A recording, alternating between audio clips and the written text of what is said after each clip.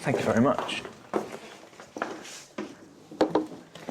In the Fringe in Edinburgh, like either last year or the year before, Scott, the guy from the New Zealand Comedy Festival, he said, "Oh, I've asked Andrew O'Neill to come over to Auckland."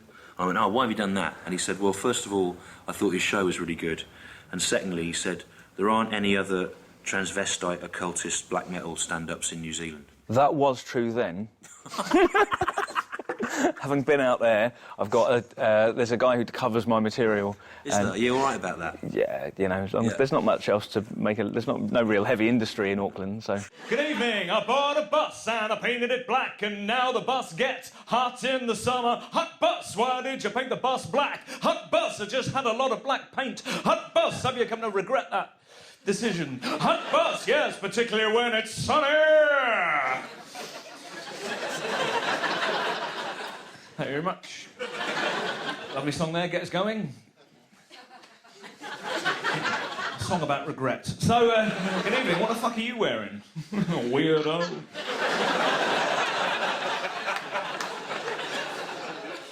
So good evening, shriddly-ba-ba-ba-doo-ba-ba-doo-ba-ba-doo-ba-ba-ba, 400 yards, turn left. Shriddly-ba-da, shriddly-ba-da, shriddly-ba-da, shriddly-ba-da, take the roundabout, third exit, shoot-do-ba-ba-doo-ba, turn round where possible. Scat-nav.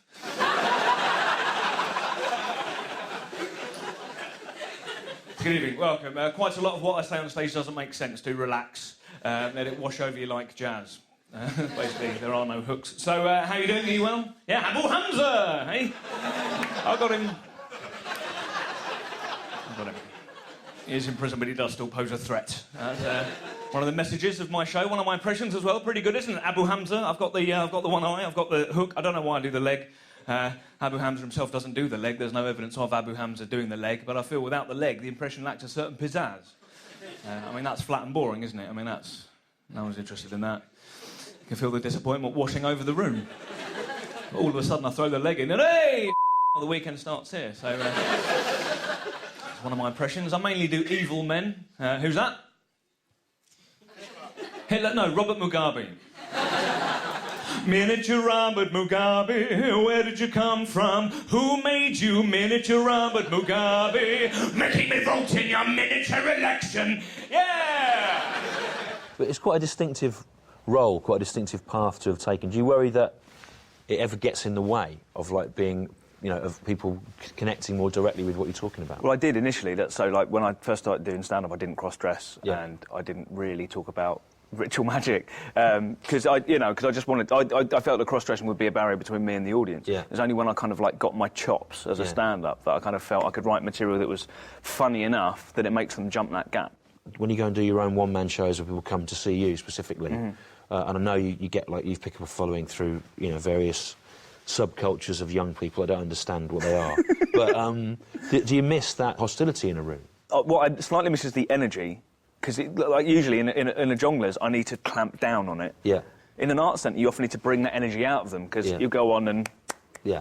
You know? They've come to see some art. Yeah, and it can be a little bit chin-strokey. But then what I'll tend to do in those things is do... like, push the surreal stuff a lot more. So a lot of people ask comedians, where do you get your material from? Now, for most comedians, that's a simple matter of observing everyday life and turning those observations into comedy material. Some comedians get some other funnier comedians to write their material for them, and they go on to great fame and success. I get my material directly from Satan. Yeah, so the devil's got the best tunes, doesn't he? He's got some fine jokes as well. Onion books! Read them and weep. One of his, what do you get? The man who has everything. Turns out the answer is spares. Another one of Satan's jokes. That's very much the lighter end of Satan's material. There's a lot of angry Jesus-based stuff. Why did Jesus cross the road? Because he's the bastard son of a whore! Totally leave that stuff out. I did consider selling my soul to Satan in exchange for fame and fortune, but he already has Jack Whitehall's. So that was unnecessary. Now, you may well have noticed by this point in the show, ladies and gents, that I am dressed a bit like a girl. Well done. The reason I'm dressed a bit like a girl is I'm a transvestite, and that is the minimum requirement. You've got to do the dressing thing, otherwise it doesn't count. There's no theory exam.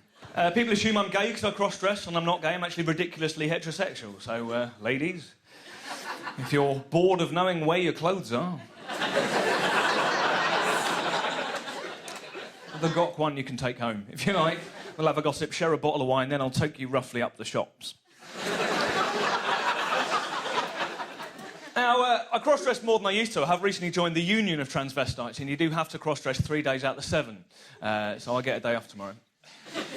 And I'm a postmodern transvestite. I'm aware of the fact that I have a man's face and body, and I factor that in. I don't try and pass for female because I know I can't. I do have an Adam's apple that makes it look a bit like I'm trying to swallow a crow.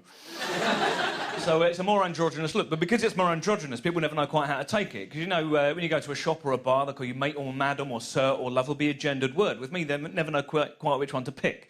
You know, they can sort of go, there you go, and there's an awkward bit. And in order to kind of diffuse that tension, show them that I identify as male, quite happy being a guy, quite a big fan of my penis, I'm not getting rid of that. I basically bloke up. I basically become the most cockney man in the world. All right, mate, just a couple of these, please. Leave it out. Shiny sixpence are in it for you if you wrap them up. Meanwhile, I'll be rolling out the barrel down aisle 3. Lovely. I might be a tranny. I'm also a geezer. I find that works. I was in a bar a little while ago, and I was cross-dressed, and I went up to a bloke working there and went, excuse me, mate, where's the toilet? And he went, Gents is that way, ladies is that way. Wicked, most diplomatic man in the world. I would have given him a hug, but it was clearly already outside of his comfort zone. So, shopping, killing and stealing, the 3 main types of spree.